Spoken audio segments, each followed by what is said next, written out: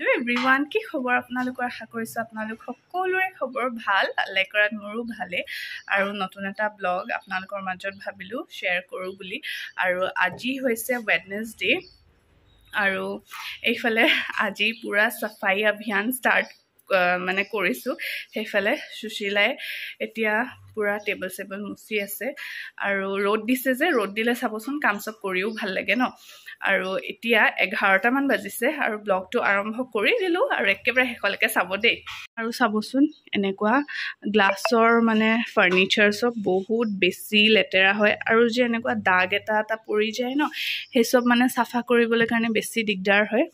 আৰু আজি গোটেইখিনি আপোনালোকৰ মাজত শ্বেয়াৰ কৰিম, একেবাৰে শেষলৈকে চাই থাকিব দেই। এইফালে চাওকচোন কিটচেনৰ হালত ইমান বেছি বেয়া হৈ আছে ন, আল্লাহ। আৰু এইফালে ইয়াত আম্মাই চিৰা থৈ দিছিলে, পূৰা পোক লাগি গ'ল। এয়া দেখিছে নহয়, পূৰা পোক লাগি গ'ল। কেতিয়াবা কিছুমান বস্তু থ'লে চাবচোন পাহৰি যোৱা হয় ন। আৰু এইফালে এইখিনি পূৰা বেয়া হৈ গ'ল। এনেকৈ হৈ যায় কেতিয়াবা। আপোনালোকৰ লগতো হয় নেকি? কমেণ্ট কৰি জনাবচোন দেই। আৰু এতিয়া গোটেই কিটচেনটো চাফা কৰিব লাগিব। এইফালে চাওক কিমান বস্তু।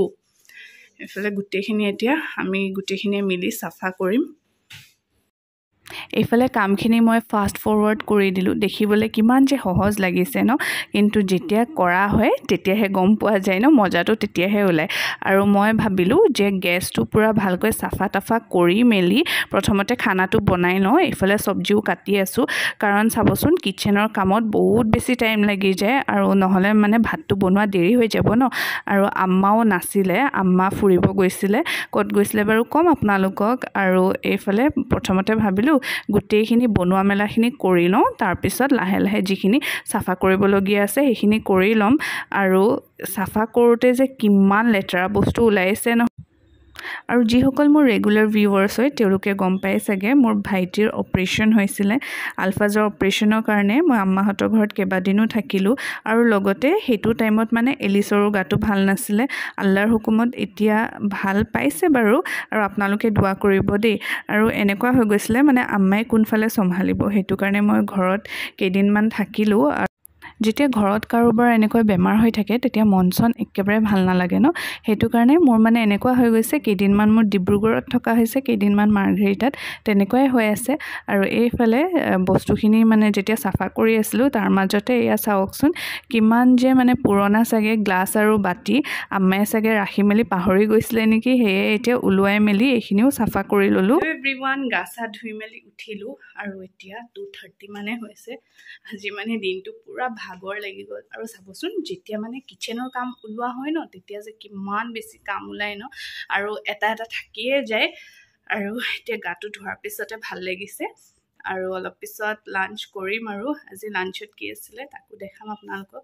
ভাল যে মই ভাতটো আগতীয়াকৈ বনাই ল'লোঁ, নহ'লে বহুত বেছি দেৰি লাগিলে হয়। আৰু আব্বাও ভাত খালে। আৰু আপোনালোকক কৈছিলোঁৱে যে আম্মা নাইকিয়া, আম্মা গৈছে গুৱাহাটীলৈ। আৰু পৰহি আহি পাব। আৰু ভাবিছোঁ এতিয়া অকণমান ফেনৰ তলত বহোঁ। বাকী গোটেইখিনি কাম হৈ গ'ল। আৰু অলপ পিছত ভাতটো খালে গোটেইখিনি চাফা হৈ গ'ল। চাওকচোন এইটো যে কিমান বেছি লেতেৰা আছিলে নহয়, পূৰা ধুনীয়াকৈ তাই চাফা কৰি দিলে।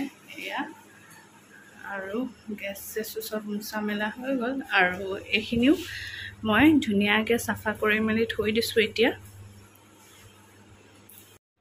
এইফালে ভাত খাব লৈছোঁ। ভাতৰ লগত ৰঙালাও ভাজি, লগতে আছিলে লাও ভাজি। তাৰপিছত সেইদিনাখন বহুত দিনৰ মূৰত, চাগে 1 মাহৰ মূৰত মই মাংস খাবলৈ লৈছোঁ, কাৰণ মোৰ এলাৰ্জি প্ৰব্লেমটোৰ কাৰণে মাংস একেবাৰে এৰি দিছোঁ খাবলৈ।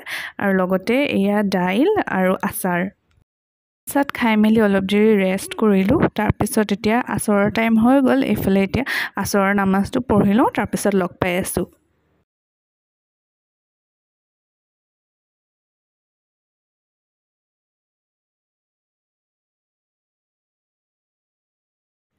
এইফালে মনে বিচৰা বস্তুটোৱে পাই গ'লোঁ হাজবেণ্ডে আনি দিলে আম আৰু ইমান বেছি মিঠা আছিলে নহয় এতিয়া আম চব ইমানো বেছি মিঠা নাথাকে ন কিন্তু সেইদিনাখন আমটো বহুত বেছি মিঠা আছিলে আৰু তাৰপিছতে মই ৰাতিৰ ডিনাৰৰ কাৰণে প্ৰিপেয়াৰ কৰিলোঁ এইফালে লোকেল মাছ আনিছিলে লোকেল মাছ এনেকৈ ফ্ৰাই কৰি আছিলোঁ আৰু লগতে মাছৰ কণী আৰু এনেকৈ ব্লগটো সামৰিছোঁ কেনেকুৱা লাগিলে প্লিজ কমেণ্ট কৰি জনাব দেই